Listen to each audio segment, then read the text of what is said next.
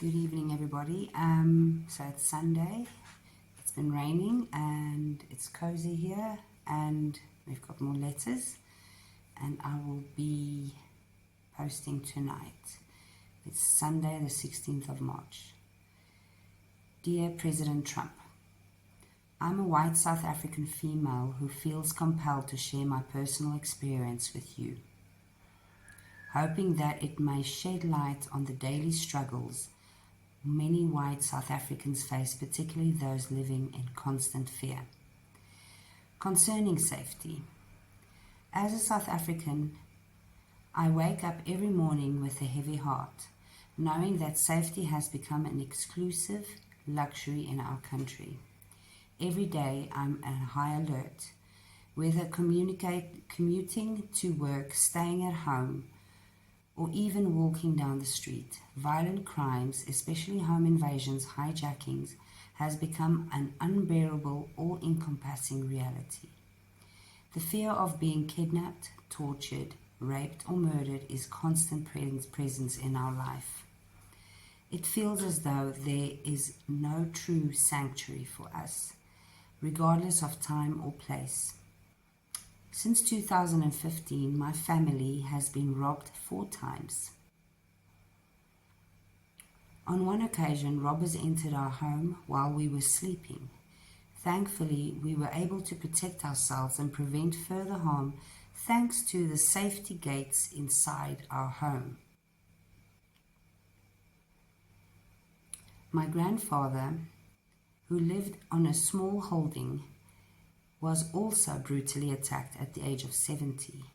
His house was invaded and he was almost beaten to death. He had endured hours of torture before attackers eventually left.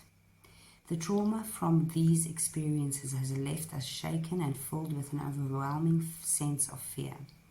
Despite additional precautions, including keeping large dogs for security, we still feel vulnerable and unsafe. Concerning employment, I also face significant challenges in my professional life.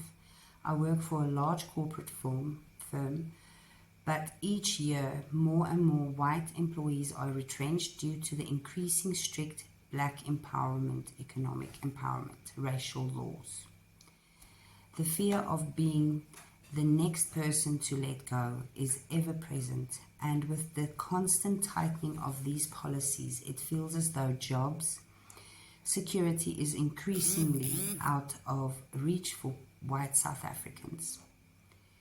This is not just my story. This is the reality of countless others in our country.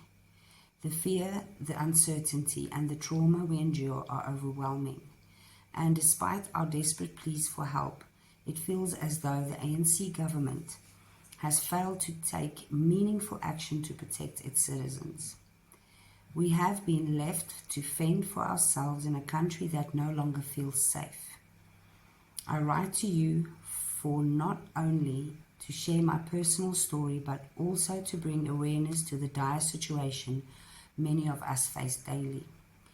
Thank you for taking the time to read the letter. I hope that by sharing my experience, I can contribute to a greater understanding of challenges faced by many of us living in South Africa today. Sincerely, Yandi van Rensburg.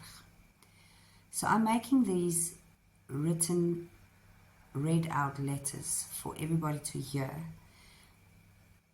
I might sometimes, when the writer of these letters allow me to give you their names, and many a times, many of them don't want their names on the internet or in their communities. But there is one more.